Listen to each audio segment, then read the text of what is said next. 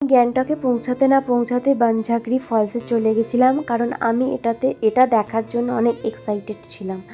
তো প্রথমেই আমি পৌঁছে গিয়ে পার হেড 100 টাকা করে টিকিট নিয়েছে আর এক্সট্রা করে পার্কিং চার্জ নিয়েছে।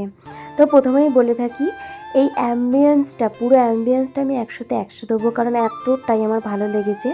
তো আমার হাতে বেশি সময় ছিল না, যার জন্য আমি এখানে রেস্টুরেন্টগুলো বসে কিছু খেতে পারিনি, তাহলে আরও ভালো করে তোমাদের রেস্টুরেন্টগুলো দেখাতাম। রেস্টুরেন্টগুলো এতটাই ভালো, আর ডেকোরেশন সেই লেভেলের ডেকোরেশন।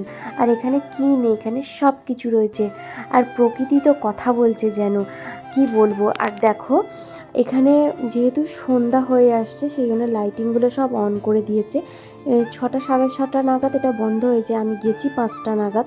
আমার হাতে অত টাইম ছিল না, না হলে আমি আরও রেস্টুরেন্টে বসে পুরোটা তোমাদেরকে রেস্টুরেন্টের ভেতরটা শেয়ার করতাম।